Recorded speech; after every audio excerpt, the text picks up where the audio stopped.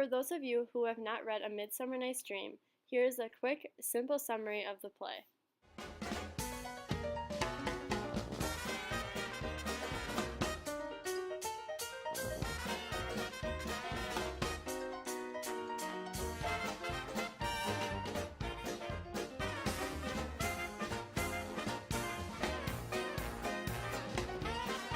Whoa. If this recap was too fast for you, don't worry, we will slow down and explain it a little more. Though William Shakespeare is considered to be the most influential playwright in history, there are actually no birth records of him. However, Shakespeare was baptized in the Holy Trinity Church in Stratford-upon-Avon on April 26, 1564, so historians believe his birthday was likely on April 23, 1564. Shakespeare had two older sisters, Joan and Judith, and three younger brothers, Gilbert, Richard, and Edmund. William's father came to Stratford from Snitterfield and worked as an apprentice glover and a leather tanner. His father bought their first house in 1556 and later bought two more houses, which is why the birthplace of William Shakespeare is unknown. Sometime between 1556 and 1558, John Shakespeare married Mary Arden. Historians assume that neither John nor Mary knew how to write, so Shakespeare learned from his professors at Stratford Grammar School. Because John Shakespeare was elected as High Bailiff, Alderman, and held other civic positions, the family received free education for their children. William Shakespeare married Anne Hathaway on November 28, 1583, while Anne was 3 months pregnant with their first child, Susanna. 2 years later, they had twins, Hamnet and Judith. Unfortunately, Shakespeare's son, Hamnet, died August 9, 1596, right before Shakespeare's period known as the Lost Years. Shakespeare went on to write about 37 plays, many of which were performed at the Globe Theatre. A Midsummer Night's Dream is one of Shakespeare's comedies he wrote in his early writing period that was never performed at the Globe Theatre. There is no record of when A Midsummer Night's Dream was written or first performed, but it is assumed that it was published between 1590 and 1597. A Midsummer Night's Dream revolves around four young Athenian lovers and a group of 6 amateur actors who are all being manipulated by the fairies who live in the forest. The young lovers' names are Lysander, Hermia, Demetrius, and Helena. Hermia's father and King Theseus have ordered her to marry Demetrius, a young man of Athens, and they have threatened to kill her if she disobeys. Her best friend Helena is jealous because she has always been in love with Demetrius, but Demetrius doesn't believe that Helena is as beautiful as Hermia. Lysander and Hermia decide to run away together so they can be married. Along with the 4 lovers in this play, there are 2 other sets of characters that provide contrast to the 4 lovers. There is Queen Titania, who rules over all of the fairies in the forest, and her husband, King Oberon, who is known for having many affairs with the use of his love potions. The husband and wife continue to fight throughout the play over a young changeling boy that Queen Titania has taken in. King Oberon wants the young boy to become one of his knights, but the queen refuses to give him up. Most of the conflict in this play stems from the king and queen argument over the changeling boy. The last set of characters from the play, A Midsummer Night's Dream, is a group of actors that are organizing a play to perform at King Theseus' wedding to Hippolyta. This group of actors includes Bottom, Quincy, Francis Flute, Robin Starveling, Tom Snout, and Snug. These actors are all men that work in the kingdom as craftsmen, doing jobs such as carpentry and tailoring. We will be performing Act 1, Scene 2, where 2 of the actors, Bottom and Quincy, are organizing a play that they will be putting on at the King's Wedding Festival.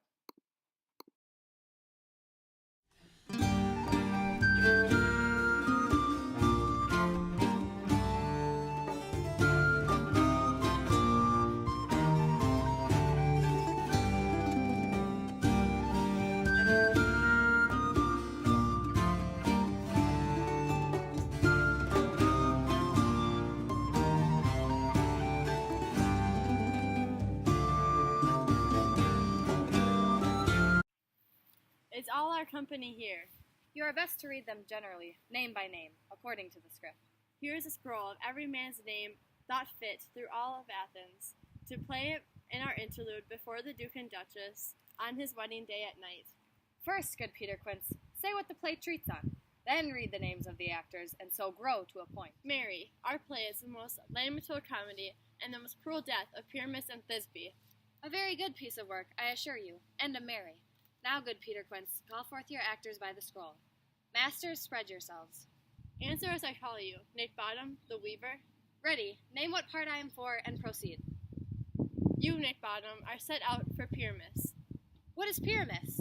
A lover or a tyrant? A lover that kills himself, most gallant for love. That will ask some tears in the true performing of it. If I do it, let the audience look to their eyes. I will move storms. I will condole in some measure. To the rest, yet my chief humor is for a tyrant. I could play Ericles rarely, or a part to tear a cat in to make all split. The raging rocks and shivering shocks shall break the locks of prison's gates, and Phoebe's car shall shine from far, and make and mar the foolish fates. That was lofty. Now name the other players. This is Ericles' vein, a tyrant's vein. A lover would be much more condoling. Francis Flute, the bellows mender. Here, Peter Quince. Flute, you must take Thisbe on you. What is Thisbe? A wandering knight? It is a lady that Pyramus must love. Nay, faith, let me not play a woman. I have a beard coming. That's all one. You shall play in a mask, and you may speak as small as you will. And I may hide my face. Let me play Thisbe too. I'll speak in a monstrous little voice. Thisbe, Thisbe, ah, Pyramus, my lover dear, thy Thisbe dear, and lady dear. No, no! You must play Pyramus, and Flute, you Thisbe. Well, proceed. Robin Sarveline, the tailor. Here, Peter Quince. Robin Sarveline, you must play Thisbe's mother. Tom Snout, the tinker.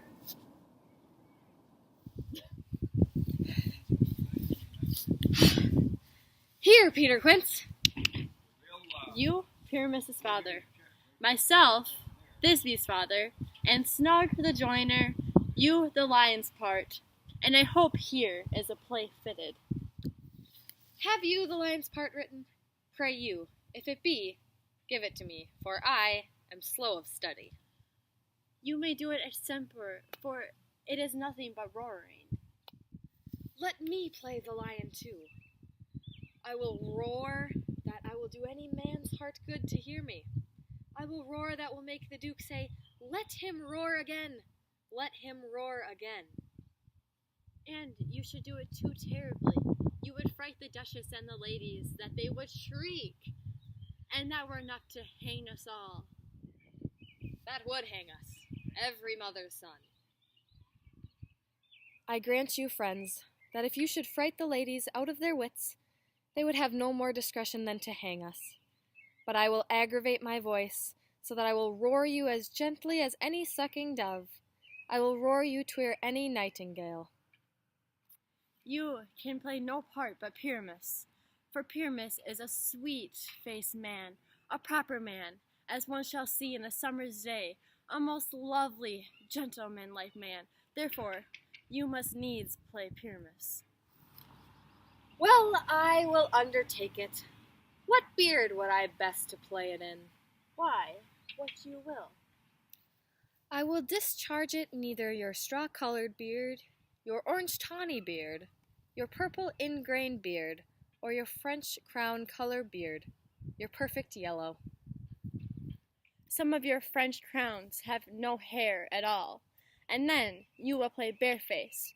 But, masters, here are your parts, and I am to entreat you, to request you, and to desire you, to con them by tomorrow night, and meet me in the palace wood, a mile without the town, by moonlight.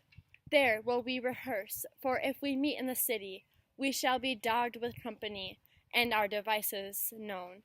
In the meantime, I will draw a bill of properties, such as our play wants. I pray you, fail me not. We will meet, and there we may rehearse most obscenely and courageously. Take pains, be perfect, adieu. At the Duke's oak we meet. Enough, hold or cut bowstrings. Titania and Oberon are arguing with a young changeling boy from India, and Oberon wants to make him a knight, but Titania refuses. Oberon gets very upset with Titania, and he asks Puck to get a magical flower to seek revenge on her. Puck then sees Hermia and Lysander, and he puts the flower potion on Lysander because he thought it was Titania. Lysander then sees Helena, and he falls in love with her, in the meantime leaving Hermia behind. Puck realizes he made a terrible mistake by putting the potion on the wrong person, so he tries to figure out how to fix it. Meanwhile, both Demetrius and Lysander are in love with Helena, and Hermia becomes very jealous. Helena does not believe that both Demetrius and Lysander are in love with her, so she believes that they are mocking her. Now both Demetrius and Lysander are fighting for the love of Helena. Puck begins to joke around with them by mimicking their voices. This causes them to separate into the forest where they will eventually get lost. Titania receives the love potion on her eyes, as well as Lysander, and then Titania sees Nick Bottom right when she wakes up and she falls in love with him, even though he has been transformed into the head of a donkey. Puck then puts the love potion back on Lysander, and it is all fixed by the next day. Demetrius is in love with Helena, and Lysander is in love with Hermia. The concluding scene of the play takes place at the wedding for the three couples. King Theseus then gets to choose which play he would like to see, and he chooses the play Pyramus and Thisbe, which was prepared by the craftsmen Puck, Bottom, Quince, and the other minor characters. Philostrate warns King Theseus that the play is absolutely terrible and contains about 10 words, which he thinks is 10 words too many. However, Theseus believes it will be entertaining. Then the wedding guests and the king and queen watch the play put on by the inexperienced actors. King Theseus makes jokes about the horrible acting throughout the entire performance. After, Puck tells the audience for forgiveness and approval as though the play was only a dream. This short scene influenced the play because it was the basis of all the comic relief throughout the play.